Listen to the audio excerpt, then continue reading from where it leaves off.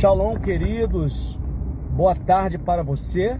Shalom Erev Tov, Shavuot Tov, bom início de semana, sempre abençoada e abençoadora na sua vida, porque você merece. Você é o melhor de Deus, você é o melhor que Deus criou neste mundo, ainda que tudo tenha a perfeição dele. No Salmo 150, versículo 6 diz que tudo que há fôlego louva o Senhor. Mas você, a maior obra que Deus formou, nunca duvide disso e não permita que ninguém, nem mesmo eu, diga que você não é. Você não é uma obra por acaso. Você é o maior tesouro que Deus deixou neste mundo, ao ponto de dizer: Ele é minha imagem e minha semelhança. E todos nós somos iguais perante ao Senhor, independente de raça, etnia ou religião. Shalom? Shalom. Vamos falar sobre Napoleão Bonaparte. Napoleão Bonaparte foi um dos maiores conquistadores do mundo. Inclusive, se nós temos hoje a etnia portuguesa, graças a ele. Em 1821, quando houve a abertura dos portos, todos nós sabemos que a família imperial de Portugal, ela saiu de lá justamente por causa de Napoleão e veio para o Brasil. Sabemos que a colonização no Brasil ocorreu por causa exatamente de Napoleão. Então a influência de Napoleão foi muito grande. Napoleão, numa certa feita, ele esteve no Egito. E ao olhar para o Egito, ele viu o tão fascinante, ou quão fascinante era o Egito, e tudo aquilo que o Egito representava para ele.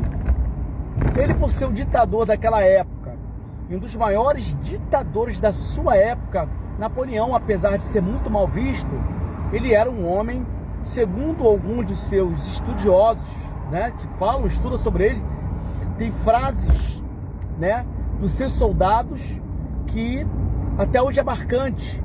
Inclusive o próprio Napoleão dizia: os meus soldados marcham conforme o meu estômago. A filosofia napoleana, né, ela até hoje ela é divulgada em muitas academias militares. Uma delas é a Agulha Negra, que forma oficiais e oficiais do Exército, né? E até mesmo na própria antiga Academia Real de Realengo. Estou passando nela agora. Para você que não sabe, fica em Realengo, que era da época do Império. Estou passando aqui em frente. Então Napoleão foi um homem muito importante. Napoleão, quando chega ali no Egito, ele vai dizer o seguinte: ele vai mandar apontar um canhão e vai mandar dar um tiro no rosto da Esfinge, no maior monumento erguido pelos faraó. Eu podia estar falando aqui sobre todas as pirâmides de Gizé, tá? Todas. Mas o maior monumento criado pelo homem e enigmático é a Esfinge do Egito. Ele mandou dar um tiro ali e ele disse uma frase. Ele disse o seguinte: acima dessas pirâmides 40 anos vos contemplam. 40 séculos, melhor dizendo. Acima dessas pirâmides 40 séculos vos contemplam. E ele mandou dar um tiro na cara daquela esfinge. E até hoje está lá marcada. Ele quis dizer o seguinte: que apesar do poder que havia no Egito, apesar do poder faraônico, do tesouro e daquilo que representou a maior potência do mundo antigo, naquele momento aquilo não era nada perante o seu poder bélico. Mas mal poderia Napoleão imaginar que aquilo que ele deu um tiro está erguido até hoje. Porém, ele, tentando invadir a Rússia, os seus soldados foram mortos pelo frio e ele foi preso e conduzido à ilha de Santa Helena, a qual foi exilado, ali ficou doente, ali ele morreu.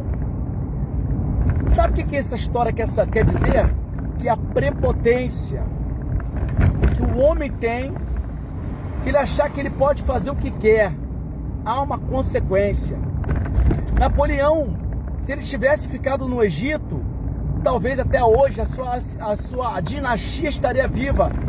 Mas quando ele tentou desafiar o poder de Deus, ele foi destruído. Ou seja, uma simples neve, um simples frio da Rússia acabou com todo o reinado do homem que atirou as filhas do Egito.